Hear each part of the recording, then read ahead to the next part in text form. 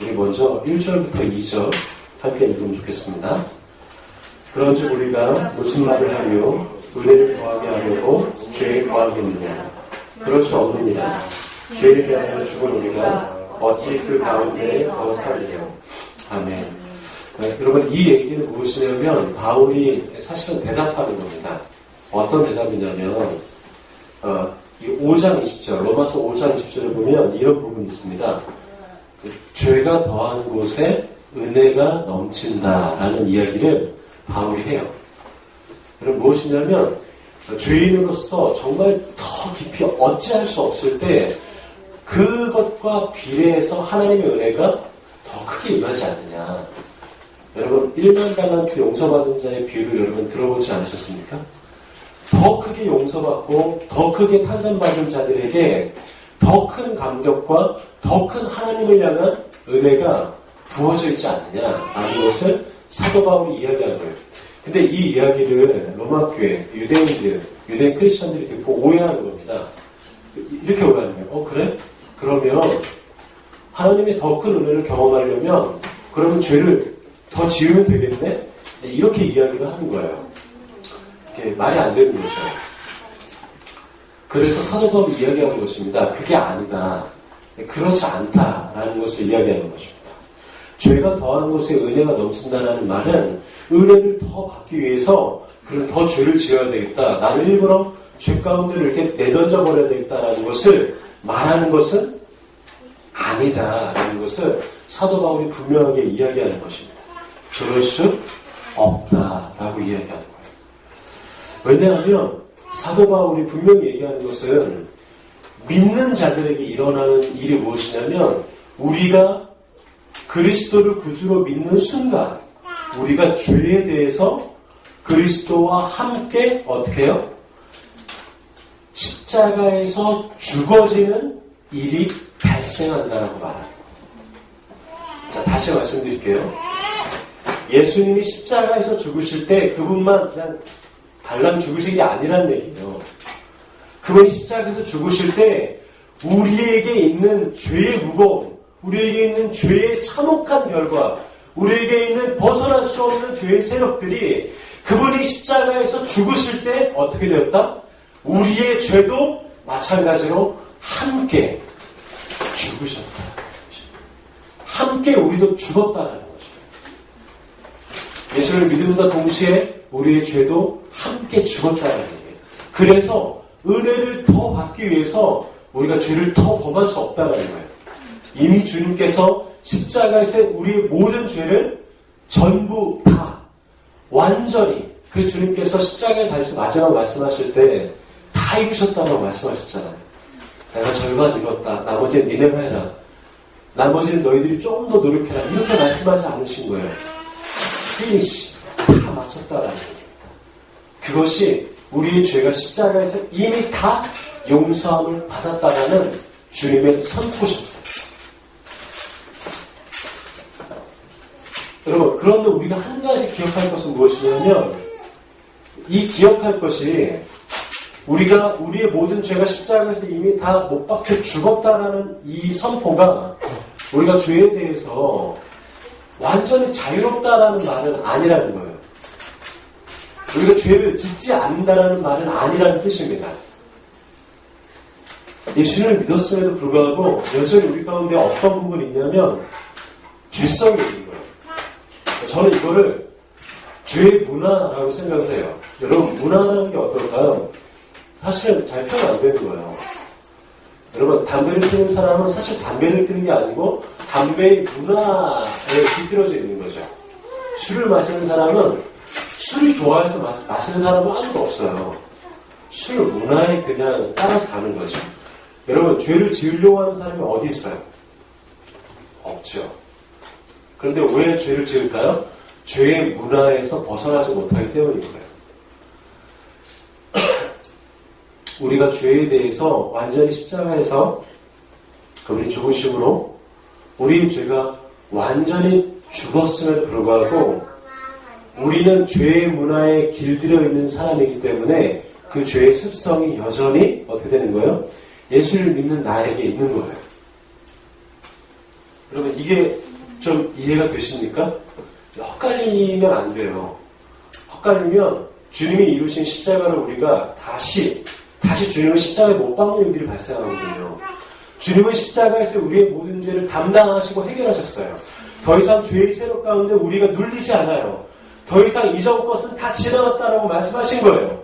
그러나 우리 가운데 여전히 죄의 문화가 남아있다는, 지어지는 그러한 죄의 찌꺼기들이 여전히 우리의 어떻게 되는 거예요? 옷에 묻어있다는 거예요.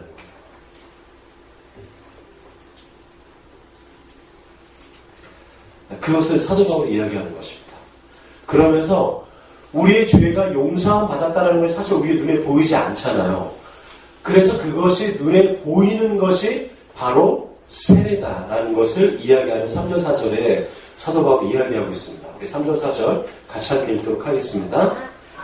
무릇 그리스도 예수와 합하여 세례를 받은 우리는 그의 죽으심과 합하여 세례를 받은 줄을 알지 못하느냐.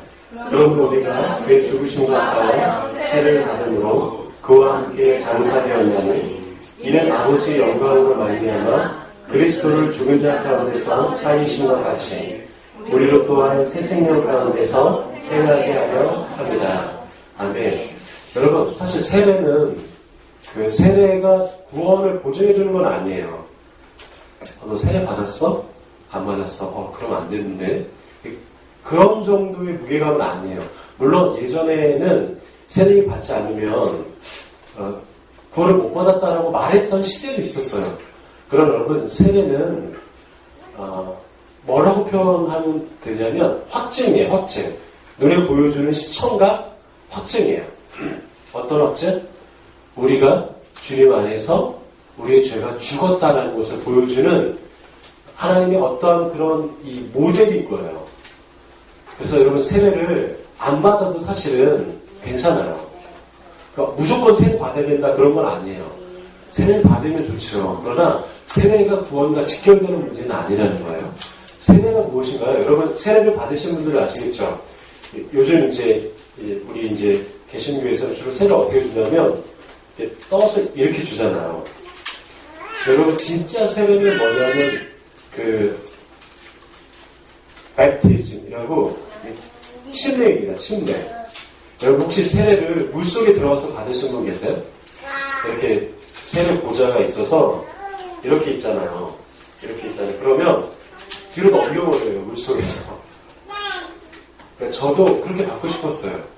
제가 뭘 좀 알았으면 그렇게 받았을 거예요. 근데 저도 처음 세례를 받을 때 아무것도 몰랐기 때문에 저도 이렇게 물 몇 방울 이렇게 떨어뜨리는 세례를 받았거든요. 저희가 세례를 하면 그런 걸 해보고 싶어요.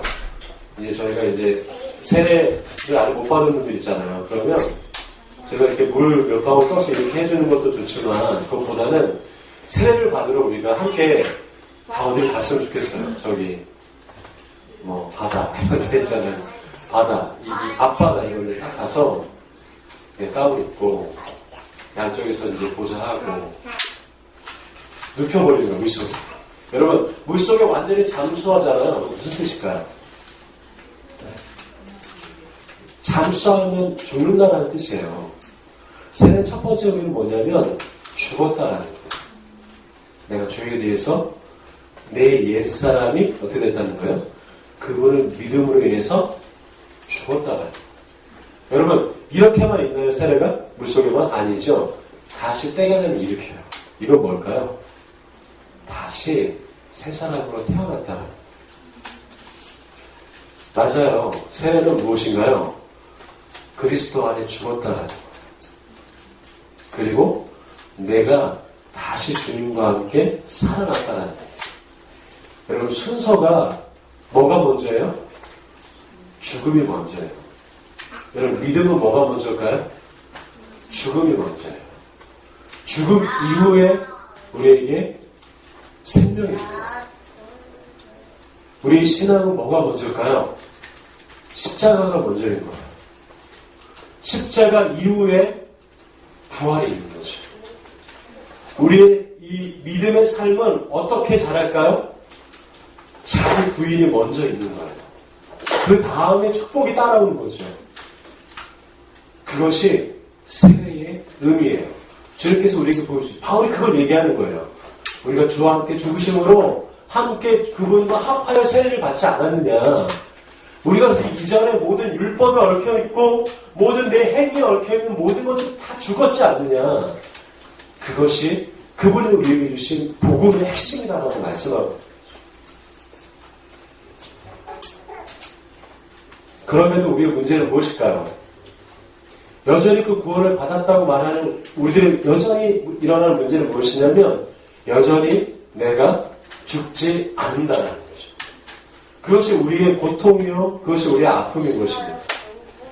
제가 어제 저녁에 예고를 마치고 집에 가서 이제 말씀을 준비하는데 이렇게 말씀을 붙잡고 계속해서 이제 어제 예금모도 뭐 계속 말씀 씨름하면서 새벽 한 1시 반 정도가 됐어요.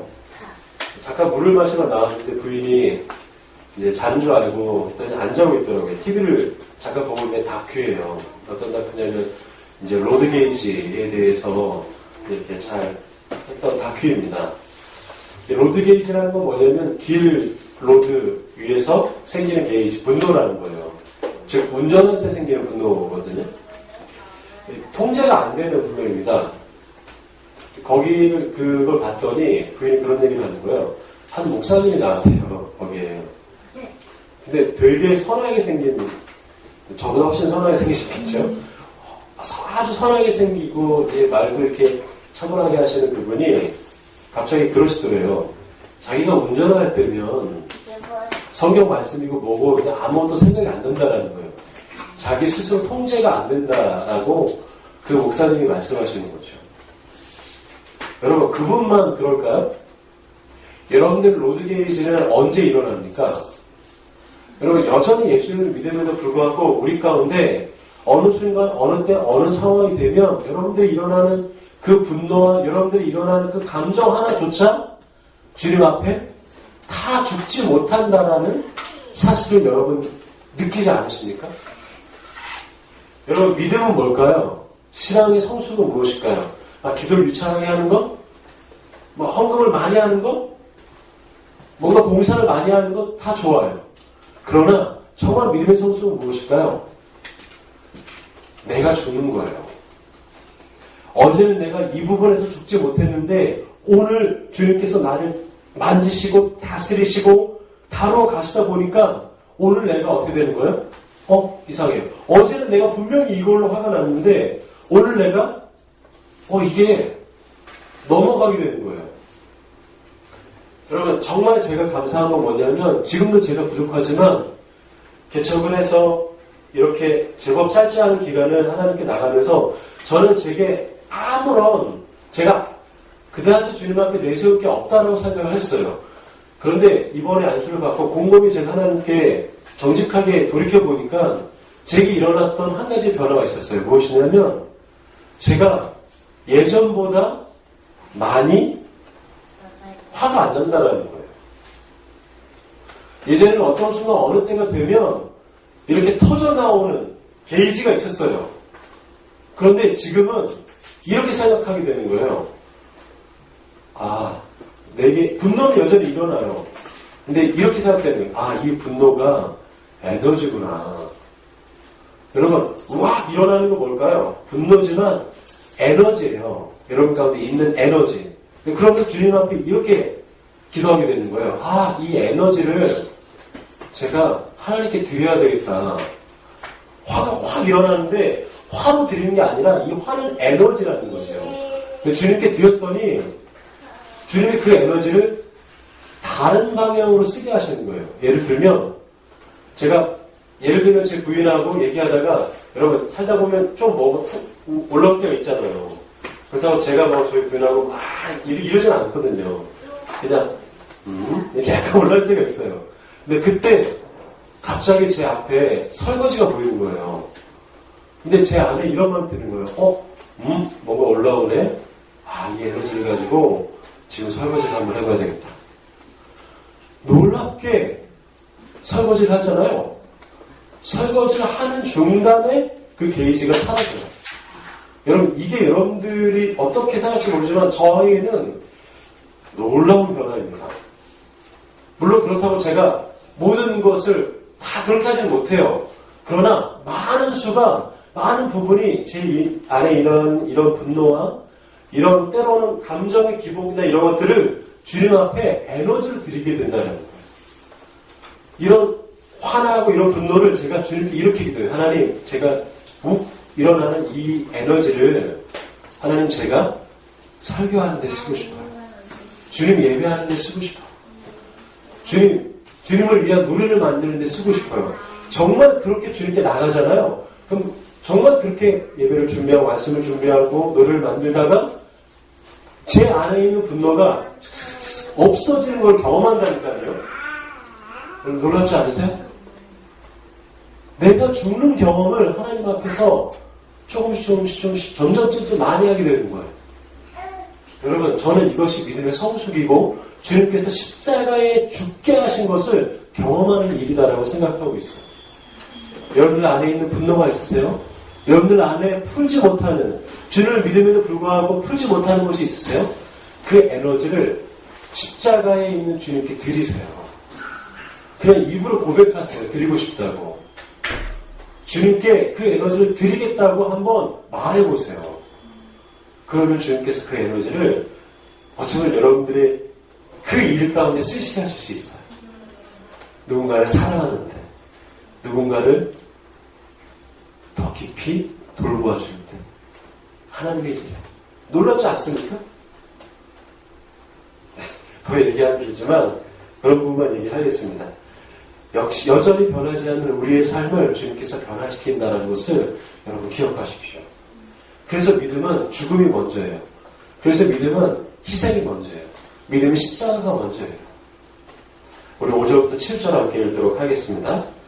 만일 우리가 그의 죽으심과 같은 모양으로 연합한 자가 되었으면 또한 그의 부활과 같은 모양으로 연합한 자도 되리라. 우리가 알거니와 우리의 옛사람이 예수와 함께 십자가에 못 박힌 것은 죄의 몸이 죽어 다시는 우리가 죄에게 종노릇하지 아니하려 함이니 이는 죽은 자가 죄에서 벗어나 의롭다 하심을 얻었습니다. 아멘. 우리가 예수님을 구주로 믿으면 일어나는 일은 무엇이냐면 그의 죽으심과 함께 연합한다는 거죠. 주님의 죽으심이 그분의 죽으심이 아니라 나의 죽음이 된다. 그 죽음의 경험을 날마다 하게 된다는 거예요. 그러나 안타까운 것은 무엇이냐면 우리가 주님을 믿을 때 우리도 함께 죽는다라는 이 사실 있잖아요. 이 명제, 우리도 같이 죽는 거야. 이 사실을 우리가 너무나 쉽게 생각한다는 거예요. 그래서 이렇게 생각하는 거예요. 그냥 우리도 죽지 라고 머리로서만 생각한다는 거예요. 실제로 우리가 함께 죽었다라, 이미 죽었다라고 말하는 그 사실, 명제를 너무나 가볍게 대수롭지 않게 생각하는 거예요. 그래서 일어나는 현상이 무엇이냐면 죄를 가볍게 생각하는 거예요. 어떻게 생각하냐면 이렇게 생각해요. 아 그래, 우리가 예수님 믿잖아. 죄를 지었어. 아 괜찮아. 우리 다시 회개하면 되잖아. 여러분, 주님께서 죄에 대해서 무겁게 생각하셨어요. 그래서 어떻게 하셨어요? 말로 죄를 해결하셨습니까? 아니에요. 자신의 목숨으로 죄를 해결하신 거예요. 죄에 대해서 가볍게 생각하지 않으셨어요. 근데 우리는 죄에 대해서 가볍게 생각하는 거죠. 괜찮아. 약간 그냥 조금 뜨끔한 거예요. 아, 또 죄 지었네? 괜찮아. 또 회개하면 되지. 여러분, 무게감이 다른 거예요. 믿음은 그런 것이 아니에요. 신앙은 죄에 대해서 가볍게 생각하는 게 아니에요. 신앙은 죄에 대해서 무겁게 생각하는 거예요. 신앙은 죄에 대해서 하나님의 관점으로 무겁게 생각하는 사람들이 가질 수밖에 없는 거예요. 회개하면 되니까 죄는 가벼운 거야. 아니에요. 그거는 그리스도의 십자가를 가볍게 만드는 일인 거예요. 물론 회개해야 되죠. 그러나 죄에 대해서 그렇게 가볍게 생각하는 것은 옳은 것이 아니라는 것입니다. 성경은 그래서 우리에게 뭐라고 말씀하실까요? 너희는 피 흘리기까지 죄와 함께 싸우라. 여러분, 죄는 어떤 대상이에요? 피 흘리기까지. 그렇게 무겁게 생각하면서 싸워야 할 대상임을 주님께서 말씀하시는 거예요. 그럼 우리는 어떻습니까? 피 흘립니까? 아니에요. 피 안 흘립니다. 피는커녕 죄가 우리와 한번 이렇게 붙기 위해서 스트레칭만 해도 몸만 풀고 앞에 나오기만 해도 우리는 어떻게 해요? 죄 때문에 넘어지잖아요. 아니에요. 죄에 대해서 무겁게 생각해야 됩니다. 십자가에 대해서 무겁게 생각해야 돼요. 우리가 받은 구원에 대해서 무겁게 생각해야 돼요. 그것이 구원받은 자의 당연한 믿음의 태도예요. 죄에 대한 태도예요. 죄에 대해서 가볍게 생각한다는 것은 어떤 것을 반증하는 증거인가 하면 죄에 대해서 아직 죽지 않았다라는 증명입니다. 여러분, 여러분들이 죄에 대해서 죽었다라는 것을 알 수 있는 사인이 무엇이냐면 여러분들이 죄에 대해서 얼마나 무겁게 생각하느냐가 그것이 바로 그 측정하는 기준이에요. 그래서 크리스천은 작은 죄에도 두려운 거예요. 그래서 사역자는 작은 죄에도 떨리는 거예요. 그래서 정말 구원받은 자의 삶은 남들은 모르는 나만 아는 은밀한 죄에도 하나님 앞에서 고통스러운 거예요. 그것이 죄에 대해서 죽은 자의 태도인 거예요. 죄에 대해서 정말 무거워하고 죄 때문에 두려워하고 그 죄로 인해서 가슴 떨려하는 자들에게 일어나는 일은 무엇이냐면 그 죄를 하나님께 맡겨드리게 된다는 것입니다. 왜? 이 작은 죄도 내 힘으로 어떻게 할 수 없어요. 그래서 그 죄를 누구에게 맡기는 거예요? 성령님께 맡기는 거예요. 왜? 내 힘으로 그 죄를 컨트롤할 수가 없어요. 여러분, 죄 여러분들의 힘으로 컨트롤할 수 있습니까? 작은 죄도? 죄를 여러분들이 운전할 수 있으세요? 아니요. 제 경험상 또 수많은 믿음의 사람들의 고백상 죄는 우리 힘으로 컨트롤되는 부분이 아닙니다. 그래서 어떻게 되는 거예요? 죄에 대해서 죽은 자들은 한 사람도 빠짐없이 그 죄를 하나님께 맡깁니다. 그것이 무엇일까요? 기도입니다. 기도는 뭘까요? 내 힘으로 안 되니까 주님께 맡기는 거예요. 내 힘으로 안 되니까 술, 담배, 지금도 여러분 술, 담배 때문에 고민하십니까? 아니에요. 술, 담배 때문에 고민할 수 있어요. 작지만 그 작은 것 때문에 고민하는 거예요. 왜? 예수님 내 마음에 계시기 때문에. 뭐 술이야, 담배야, 요즘 사람들 다 하고, 믿는 사람들도 다 사회생활하면 다 하고, 그래서 자연스럽게 하는 게 아니에요. 그것 때문에 고민하는 거예요. 그것 때문에 버겨운 거예요. 그것 때문에 표현을 하지만 너무 괴로운 거예요. 주님 앞에. 미안한 거예요.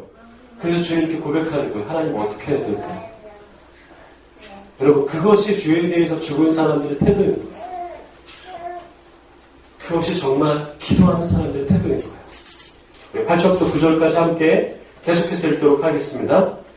만일 우리가 그리스도와 함께 죽었으면 또한 그와 함께 살 줄을 믿노니 이는 그리스도께서 죽은 자 가운데서 살아나셨음에 다시 죽지 아니하시고 사망에 다시 그를 주장하지 못할 줄을 알미로라. 아멘. 우리가 그렇게 죄를 무겁게 생각하고 정말 주님과 함께 죽게 되면 오늘 이 성경은 뭐라고 표현하냐면 굉장히 놀라운 표현을 합니다. 우리가 정말 주님과 함께 죽게 되면 어떠한 일이 일어난다? 그와 함께 사는 일이 일어난다는 것입니다. 여러분, 여기서 산다는 것은 뭐냐면 live라는 거예요. 영어 성경 원어로 말하면 we will also live with him 이라는 것입니다. 주님과 함께 우리도 산다는 거예요. 여러분, 주님과 함께 산다는 게 무엇일까요? 제가 이것을 묵상하면서 불렀던 찬양이 있습니다. 그것이 아까 전에 찬양했던 찬양이에요. 하나님 눈길 머무신 곳 그곳에 내 눈 머물고 하나님 마음 두신 그곳에 내 마음 두신 주님과 함께 산다는 게 무엇일까요? 하나님과 함께 산다는 것? 하나님이 싫어하는 것을 나도 싫어하는 거예요. 하나님이 좋아하는 것을 나도 좋아하는 거예요. 10절과 11절 함께 읽도록 하겠습니다. 시작. 그가 죽으심은 주에 대하여 단번에 죽으시며 그가 살아계심은 하나님께 대하여 살아계심이니 이와 같이 너희도 너희 자신을 주에 대하여는 죽은 자요 그리스도 예수 안에서 하나님께 대하여는 살아있는 자로 여길지어다. 아멘. 마지막 11절에 보면 이런 말씀이 있습니다. 그리스도 예수 안에서 하나님께 대하여는 살아있는 자로 여길지어다 라는 말씀입니다. 여긴다라는 것입니다. 여러분 이 말씀을 읽을 때 여러분 어떤 느낌이 오지 않으세요? 무슨 느낌일까요? 하나님께 대하여는 살아있는 자로 여겨라. 우리가 주를 믿을 때 죄에 대해서는 죽었고 하나님께 대하여는 살아있는 자로 여겨라고 사도 바울이 지금 이야기하고 있는 것입니다. 여러분 여긴다라는 말, 이 말은 무엇이냐면 로마서 전체에서 굉장히 자주 얘기했던 거예요. 카운터라는 겁니다. 카운트. 카운트는 뭘까요? 계산할 때 카운트해서 계산하잖아요. 계산한다는 거예요. 대신 계산한다는 거예요. 대신 간주한다는 거예요. 이미 갚았다라고. 지불했다라고. 이미 그렇게 여긴다라는 것입니다. 무슨 말일까요? 원래는 안 했다라는 거예요. 원래는 내가 갚지불 하지 않았는데 대신 하나님이 지불하셨다라는 거예요. 카운트는 그런 뜻입니다. 숫자를 그렇게 셌다라는 거예요. 그렇게 계산했다라는 겁니다. 다시 말하면 하나님께 대하여는 원래는 산자가 아니라는 거예요. 원래 우리는 죽었다라는 거예요. 영원히 죄 때문에 죽을 수밖에 없는 존재인데 그리스도를 믿음으로 죄와 함께 죽었을 때 우리가 하나님 앞에서 죽은 자인데 살아있는 자가 아닌데 산 자로 그렇게 계산해 주셨다라는 거예요. 그것이 저와 여러분들 일하는 것입니다. 그것이 오늘 우리들의 믿음이다라는 거예요. 그것이 복음의 핵심이다라고 말씀하시는 것입니다. 내가 지불하지 않았고 이전에는 내가 죽은 자였지만 죽지 않았다라고 간주하는 거예요. 이전에는 내가 하나님 앞에 상관없는 자였는데 나와 관계가 있는 나의 자녀다라고 어떻게 해요? 여겨주신다라는 거예요. 그것이 복음의 핵심이고 그것이 오늘 우리를 구원하시는 하나님 아버지의 마음이시다. 여러분 그것이 여러분들이에요. 여러분들 간주해 주시는 분 그렇게 계산해 주신 그 대상이 여러분들이시라는 것입니다. 저는 이 말씀을 묵상하면서 이런 마음이 들었습니다. 하나님께서 나를 그렇게 그런 자로 간주해 주신다는 게 도대체 어떤 마음 때문에 그렇게 하셨을까? 저는 이것이 우리에게 하나님께서 맡겨주신 부분이다라고 생각합니다. 무슨 말이냐면 여러분 우리가 예수를 믿을 때 분명히 우리에게 주어지는 구원이 있죠. 근데 사도 바울은 빌립보 교인들을 위해서 이렇게 이야기하는 부분이 있습니다. 빌립보서 2장 12절을 보면 이런 말씀이 있는데요. 한번 들어보십시오. 너희가 나 있을 때뿐 아니라 더욱 나 지금 없을 때에도 항상 복종하여 두렵고 떨림으로 너희 구원을 이루라 라는 말이 있습니다. 영어 성경을 보면 굉장히 분명합니다. 두렵고 떨림으로라는 말을 표현할 때 with fear and trembling 이라는 표현으로 하고 있습니다. fear, 두려움이에요. 그리고 trembling. 여러분 트렘블런이라고 이렇게 튀는 거 있잖아요. 떨림이라는 뜻이죠. 아니 더 정확히 말하면 전율이라는 뜻이에요. 여러분 주님께서 우리가 그분을 믿을 때에 구원을 주셨어요. 그런데 사도 바울을 통해서 다시 한번 말씀해 주시는 건 뭐예요? 구원 받았다. 끝! 이렇게 말하는 것이 아니라는 거예요. 무슨 뜻이냐면 구원은 받았지만 구원받은 자의 삶을 어떻게 하는 거예요? 이루어 나가라라는 것입니다. 무엇으로? 두려움과 떨림으로. 여러분 구원받은 것과 구원받은 자의 받은 자로 사는 것과 다르다는 거 알고 계세요?